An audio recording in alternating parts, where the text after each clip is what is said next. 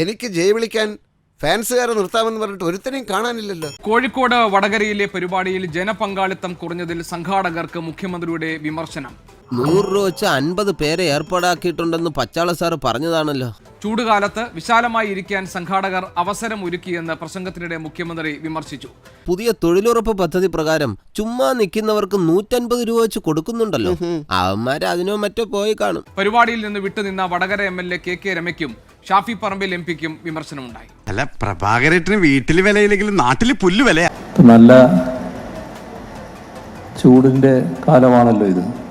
പിന്നെ ഇതിന്റെ സംഘാടകര് വലിയ പന്തല് തയ്യാറാക്കിയെങ്കിലും ഇതൊക്കെ എന്ത് വല്ലാതെ തിങ്ങിയിരിക്കണ്ട എന്നൊരു തോന്നൽ അവർക്കുണ്ടായിരുന്നു തോന്നുന്നുണ്ട്. അതുകൊണ്ട് ഇടപെട്ടിരിക്കാൻ നിങ്ങൾക്ക് നല്ല സൗകര്യം കിട്ടിയിട്ടുണ്ട്. നിങ്ങൾ അങ്ങനെ ഒരു വർത്താനം അല്ലല്ല, നിങ്ങൾ എന്തോ മനസ്സിൽ വെച്ച് പറയാനുള്ളത്. അത് ഏതായാലും നന്നായി എന്നാണ് തോന്നുന്നത്. അത് ഇത്ര കഷ്ടമായി പോയിട്ടോ, ഓൻ എത്ര വിഷമം ഉണ്ടാവില്ലേ. വടകരയിലെ ഏത് പരിപാടിക്കും വലിയ ജനപങ്കാളിത്തമാണ് സാധാരണ കാണാറുള്ളത്.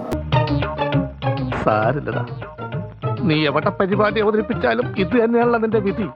ഇതുമായി ബന്ധപ്പെട്ട് ചിലത് പറയാൻ എനിക്ക് തോന്നുന്നുണ്ട്. പിന്നെ ഔചിത്യ ഭംഗി കൊണ്ട് മറ്റു കൂടുതൽ കാര്യങ്ങളിലേക്ക് കടക്കാതെ ഞാൻ ഒതുക്കുക. ഇതാ എല്ലാരോടായിട്ട് പറയാന്, എന്നെ അനുസരിച്ചും ബഹുമാനിച്ചും ജീവിച്ചാൽ കൊള്ളാം. കത്തിക്കുത്തി കീലേരി അച്ഛനും പുത്തരിയല്ല.